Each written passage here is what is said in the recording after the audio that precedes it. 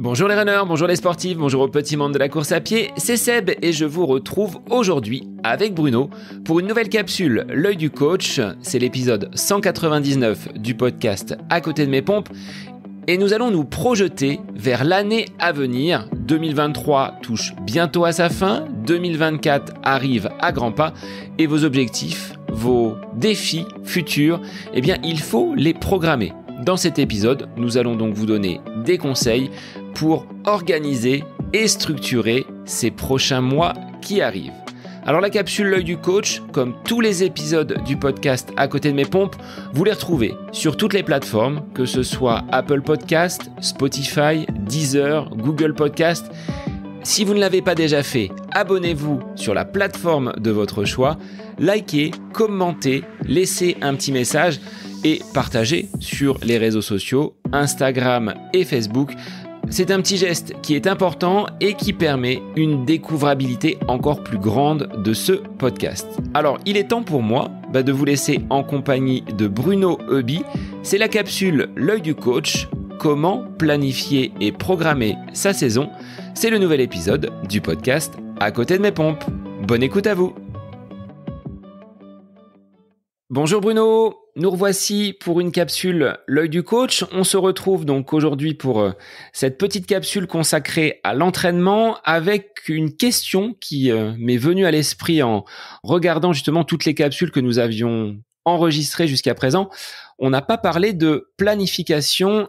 Alors là, sur l'année, on est dans le dernier trimestre de l'année 2023. Nos auditeurs et moi-même allons nous projeter sur 2024. Comment on peut procéder pour que notre saison se passe déjà sans encombre, que l'on puisse trouver des satisfactions et surtout une progression dans notre pratique? Bonjour Sébastien. Oui, c'est vrai que c'est un sujet important parce que je pense que c'est par là que tout commence. C'est-à-dire que on doit se mettre devant une feuille blanche et se dire, voilà, quels sont mes objectifs prioritaires pour l'année prochaine? Qu'est-ce que j'ai envie de faire? Quelles sont les épreuves qui m'attirent? Et forcément, pour ne pas généraliser, en fonction du type d'épreuve, ça va être différent. Si je vise l'UTMB, un 100 km, un 24 heures, ou si je vise des 10 km, la planification sera différente parce que forcément, des moments dans l'année où je dois être à mon pic de forme, des moments dans l'année où je dois performer, il peut y en avoir 2, 3 si on fait des 10 km, ou des 5, puisque maintenant c'est une épreuve qui est en train de prendre un peu plus de place dans le calendrier des courses hors stade. Ou si je fais un 100 km ou un marathon, je vais pas pouvoir en faire 5 ou 6 dans l'année, si tant est que je vise une performance. Donc la première des choses à faire, c'est ça, c'est de positionner sur le calendrier, sur les 12 mois, les dates prioritaires de ce que j'ai envie de faire, qui me fait envie et qui sera mon objectif principal, sachant qu'on ne peut pas en avoir un nombre infini, sinon on ne sera pas cohérent et la planification n'aura plus aucun sens. C'était justement là un des écueils. Je dis, moi, si je commence à remplir toutes les courses qui me font envie, je vais te remplir la feuille. Et alors là, il va falloir cibler avec des compétitions qui sont peut-être majeures, d'autres mineures et d'autres qui vont peut-être passer à la trappe pour la saison à venir. C'est ça, voilà. C'est une question de cohérence, d'organisation. Si 15 jours après le marathon de Paris, tu as vu un 10 km qui te faisait vraiment envie, on peut légitimement te dire que sur ce 10 km-là, tu ne risques pas d'être performant. Après, on a en même temps que je parle, puisque bien évidemment, on fait du direct et rien n'est préparé, et j'ai pas écrit mes textes. On a un exemple là concret avec Méline Rollin, qui est une athlète que tu connais, puisque tu as eu le plaisir de l'interviewer, puis c'est une champardonnaise, donc c'est une athlète que je connais bien. Elle vient de réaliser sa meilleure performance au championnat du monde de semi-marathon, 1h10 et quelques secondes. 15 jours après, elle a son objectif prioritaire, la qualification aux Jeux Olympiques avec le marathon d'Amsterdam qu'elle va courir dans 2 jours. Voilà, à l'heure où nous enregistrons. Donc voilà, on peut se dire, ça a été d'ailleurs un espèce de casse-tête pour son entraîneur. C'est une sélection. Est-ce que je vais être hyper performante sur cette sélection sur semi-marathon? Mais 15 jours après, néanmoins, j'ai mon marathon. Donc parfois, il y a des conflits d'agenda qui font que c'est pas toujours facile de faire tout coïncider, mais l'idéal et le but de la planification, c'est de mettre un peu d'ordre dans tout ça. Donc, on va mettre un coup de frein à main sur les auditeurs qui seraient peut-être adeptes des compétitions tous les dimanches et qui, au fur et à mesure des semaines, se disent finalement, je ne progresse plus, mais j'ai quand même ce besoin d'accrocher un dossard. Oui, c'est ça. Alors après, ça peut se concevoir si c'est quelque chose qui est assumé, mais il faut bien expliquer à ceux qui nous écoutent, à celles et ceux qui nous écoutent, que si on fait une compétition toutes les semaines, on ne peut pas être performant. D'ailleurs, on ne peut pas mettre de contenu d'entraînement. On a parlé dans une autre capsule des plages d'entraînement. On ne peut pas mettre de séances d'entraînement quand on a des compétitions qui reviennent de manière régulière. Donc, on ne peut pas progresser. Et puis, le corps est bien fait, le corps s'adapte. Donc, si on lui remet encore et toujours la même chose, il va s'adapter et il ne progressera pas. Alors, une fois, Bruno, qu'on a jeté son dévolu sur nos courses majeures pour la saison, comment on va pouvoir articuler de façon harmonieuse ces courses et greffer l'entraînement, parce que maintenant que les courses sont balisées, il va falloir s'y préparer pour atteindre, comme tu le disais, ce pic de forme au moment donc de la compétition. Alors, il y a un cadre dans lequel moi je recommande aux gens de fonctionner, dans lequel il faut fonctionner, c'est-à-dire que une fois que la date de l'objectif est fixée, il y a une phase donc de préparation spécifique qui, comme son nom l'indique, va être axée sur la réalisation de séances qui sont liées à l'entraînement. Donc une préparation spécifique d'un 10, d'un semi ou d'un marathon n'est pas la même. Ça, c'est la phase qui va précéder l'objectif, sachant qu'il y a une phase de relâchement qui est juste avant l'objectif. Donc en fait, on va mettre des périodes. Donc si on fait un rétro-planning, on va mettre une période de relâchement juste avant l'objectif, qui sera plus ou moins longue en fonction de la nature de l'objectif. Moi, je conseille 3 semaines pour un 100 km et au-delà, et même pour un marathon, contrairement à ce qu'on voit dans beaucoup de planning. Et ça, c'est l'expérience et le terrain et les retours des athlètes de tout niveau qui m'ont appris cela. Mais c'est vrai qu'un athlète de haut niveau va plutôt prendre 15 jours. Voilà, on voit Méline, par exemple, elle va prendre 15 jours. Mais on a affaire à des athlètes de haut niveau. 15 jours pour un semi-marathon, une semaine pour un 10 km. Voilà, donc la phase de relâchement plus ou moins longue en fonction de la nature de l'objectif. Et en amont, donc avant cette phase de relâchement, il y a la phase de préparation spécifique qui est ciblée, qui est centrée sur ce dont j'ai besoin pour être performant dans cette discipline-là, dans ce trail, dans ce 10 km, dans ce semi-marathon, dans cette épreuve, peu importe laquelle. Je vais avoir une phase spécifique avec des séances spécifiques. Là encore, pour donner des éléments concrets à nos auditeurs, 8 semaines pour un 10 km, 9 semaines pour un semi-marathon, 10 semaines de préparation spécifique. Donc là, je sais, ça vient aussi un petit peu à l'encontre de ce qu'on voit souvent. Moi, les gens viennent me voir en me disant, je veux faire un marathon, je vais me préparer sur 12 semaines. Pourquoi 12 semaines? Ils savent pas trop, mais c'est des chiffres qui circulent. Moi, je considère que 10 semaines de préparation spécifique sont largement suffisants à condition, et je viens à la phase qui précède encore, à condition d'avoir fait une préparation générale. Et ça, c'est souvent ce que la plupart des coureurs oublient de faire. La préparation générale, donc qui est encore en amont de la préparation spécifique, c'est la phase qui va... alors j'aime mieux utiliser cette image, c'est comme si, et puis ça va nous permettre de la définir de manière très courte, c'est comme si on faisait les fondations de la maison. On fait les fondations de la maison, donc plus c'est solide, j'ai construit une maison, je sais de quoi je parle. Plus c'est solide, plus c'est profond, plus on a creusé profond, plus la dalle est bien faite, et plus derrière on va pouvoir monter une maison, c'est comme les 3 petits cochons, qui va tenir le coup. Donc, votre préparation spécifique, elle dépend beaucoup de la préparation générale, celle qui est en amont. Et là, il n'y a pas vraiment de nombre de semaines défini. C'est sûr que si elle dure 4 semaines, on va pas préparer grand-chose. Donc, il faut que ça dure au moins 8 semaines. 12, 16. Alors, je parle de macro-cycle de 4 semaines parce que pour moi, il y a toujours 3 semaines de montée en charge progressive de l'entraînement. 1, 2, 3. Une semaine où on va faire qu'on appelle une semaine de relâchement ou de repos relatif, où donc on va assimiler en quelque sorte, on va digérer ce qu'on a fait, et puis on va repartir pour 3 semaines. Et puis on va refaire une semaine allégée, etc., etc. Et c'est la même chose en période de préparation spécifique. On a toujours nos fameuses 3 semaines, une semaine de relâchement, 3 semaines, si on reprend l'exemple du marathon, 3 semaines de montée en charge, une semaine de relâchement, 3 semaines de montée en charge, et ensuite derrière la phase de relâchement de 3 semaines avant l'objectif. Donc 3 périodes, mais pour bien démarrer cette préparation générale, il faut quand même avoir récupéré, être frais, être disponible. Donc tout dépend évidemment de la compétition précédente, de l'objectif, on va dire prioritaire qu'on s'est mis avant, mais il y a toujours une phase de régénération après un gros objectif. Donc, pour faire un résumé, une phase de relâchement, une phase de préparation générale, une phase de préparation spécifique et une phase juste avant, une phase de relâchement, pardon.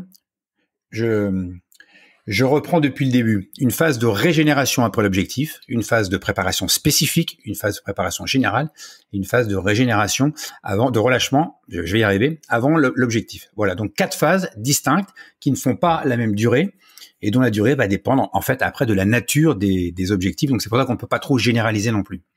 Donc à l'image d'un calendrier, on va poser ces blocs donc qui vont se succéder. La coupure, on l'intègre également parce que là, on n'est pas sur du relâchement. On peut être sur une coupure qui va être totale. On l'avait dit lors de la capsule à ce sujet-là. Des personnes vont vouloir mettre la course à pied pendant une semaine, 15 jours totalement de côté. Là, on ancre et on pose vraiment sur le calendrier ces différentes semaines et on sait où l'on va. C'est-à-dire qu'après, on va remplir avec les séances, avec ces différentes semaines, donc nos entraînements, mais au moins on a un chemin de fer qui est suffisamment malléable peut-être pour voir d'autres imprévus se positionner dessus, mais au moins on sait où l'on va. C'est pas anarchique avec une course qui en amènerait une autre sans avoir de lien et avec une cohérence, je dirais.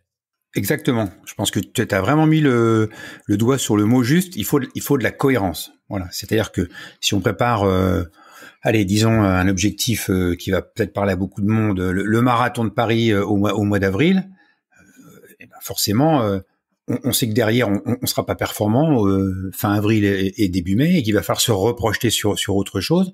Mais on peut en amont du marathon préparer un semi, préparer un 10 km, faire les crosses. Et tout ça, ça va s'intégrer harmonieusement et logiquement, en cohérence, comme tu le dis, dans la préparation avec les 4 phases, la phase de régénération. Alors cette phase de régénération, elle peut être plus ou moins longue. C'est ça la coupure. La coupure, c'est cette phase où on va plus ou moins arrêter l'entraînement ou faire un autre type d'entraînement. On va se régénérer pour pouvoir débuter la phase de préparation générale avec toute l'énergie physique et mentale qui est nécessaire. Oui, c'est cette double aspect, je dirais. Le physique, parce qu'il faut laisser le temps au corps de récupérer, mais aussi mentalement. S'investir dans un plan, c'est des efforts sur une longue durée et ça peut être assez épuisant de suivre ce plan d'entraînement. Donc, avant d'enchaîner et de repartir sur une autre programmation avec un autre objectif, il faut se laisser du temps. Est-ce que Bruno, les compétitions intermédiaires sont obligatoires dans le cadre d'une préparation marathon? On dit souvent il faut faire un semi quelques semaines avant. Méline en est l'exemple. Est-ce que pour un semi, on va préparer un 10 km avec une certaine intensité? Comment tu fonctionnes par rapport à ces courses intermédiaires? Obligatoire ou non? Non, absolument pas obligatoire. Pas du tout même. Faut pas se sentir obligé de le faire. L'exemple que tu as cité, il est intéressant parce que d'abord on le voit partout et je pense qu'on peut vraiment l'illustrer. Je ne sais pas d'où ça vient cette idée de semi à 3 semaines de l'objectif. Ça fait partie de ces choses qui reviennent constamment et qu'on voit partout. Ce n'est absolument pas obligatoire. Et ce que je dis souvent aux coureurs, je ne vois pas comment à 3 semaines de l'objectif, sauf peut-être à s'appeler Méline Rollin, mais là encore, on a affaire à des athlètes de haut niveau. C'est pas comparable. Je vois pas comment à 3 semaines de l'objectif, quand on vient de faire la phase d'entraînement la plus lourde, puisque à S-3 sur un marathon, on est dans la phase d'entraînement la plus lourde, je vois pas comment on peut être performant. Donc pour moi, le semi-marathon à S-3, c'est un semi-marathon d'entraînement, où on va faire une ultime sortie longue et on va courir le semi-marathon à l'allure du marathon. Ah oui, mais moi, j'y arrive pas. Ah, mais moi, dès que je mets un dossard, je peux pas me contrôler. Ah, mais si, ah, mais ça. Si t'es pas capable de te contrôler à 3 semaines de l'objectif sur un semi-marathon et que tu n'es pas capable de respecter l'allure, dis-moi par quel miracle tu vas pouvoir le faire dans 3 semaines parce que c'est ta course.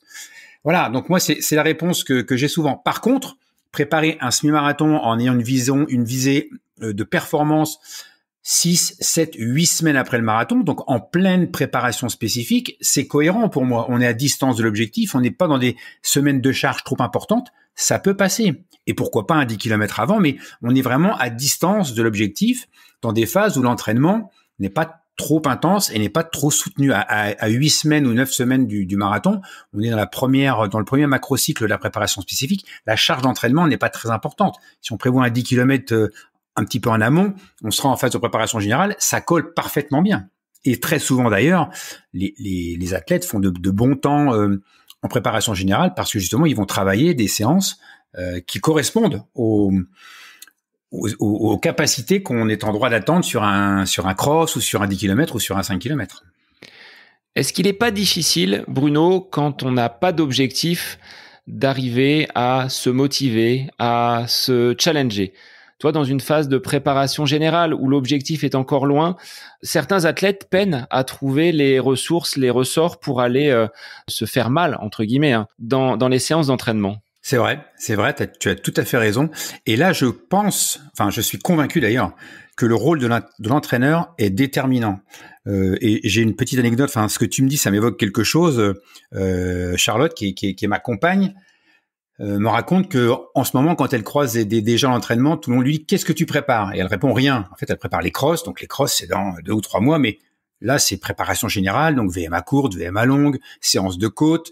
Mais ce travail en amont de côte, de VMA courte, longue, moyenne, cette préparation générale qui sert aussi de préparation cross, donc c'est une préparation générale pour d'autres objectifs, elle a du sens. Donc elle sait très bien, parce que je lui ai expliqué, que ce sont des séances qui vont payer dans 3 semaines, 4 semaines, 1 mois, 1 mois et demi. Et c'est vrai que le réflexe des gens, c'est « Qu'est-ce que tu prépares ?» Et en rigolant, elle répond « Rien ». Ce qui est pas vrai, mais voilà, rien en tout cas à court terme.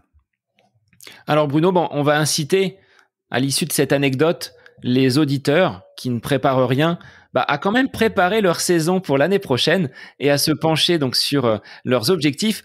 On vous attend sur les réseaux. Donnez-nous vos axes, vos compétitions, vos envies, on va dire, de course pour l'année 2024 et les années à venir, parce qu'on a vu avec Pierre qui, lui, veut se lancer sur le 100 km, on sera sur une projection déjà à 2025. Donc, à vos stylos pour remplir de belles courses et de belles épreuves votre année 2024 et celles qui vont suivre. Et à vos claviers pour nous donner vos questions ou vos ressentis. C'est vrai que maintenant, il y a de plus en plus de discussions sur les réseaux, que ce soit sur Instagram ou sur Facebook, et c'est sympa parce qu'on peut échanger, et du coup, ça alimente le débat, donc c'est très intéressant. Et on essaye toujours, que ce soit Seb ou moi, on n'essaye pas, on répond.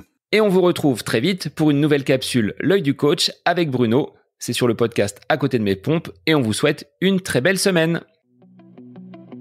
Cette capsule L'œil du coach avec Bruno Heuby est désormais terminée. Merci à vous pour votre écoute, mais aussi pour vos retours sur ce format d'épisode un petit peu plus court. N'hésitez pas à nous transmettre vos questions, vos interrogations via les différents réseaux, Facebook et Instagram. N'hésitez pas à nous soumettre vos idées d'épisodes pour de prochaines capsules. Belle semaine à vous!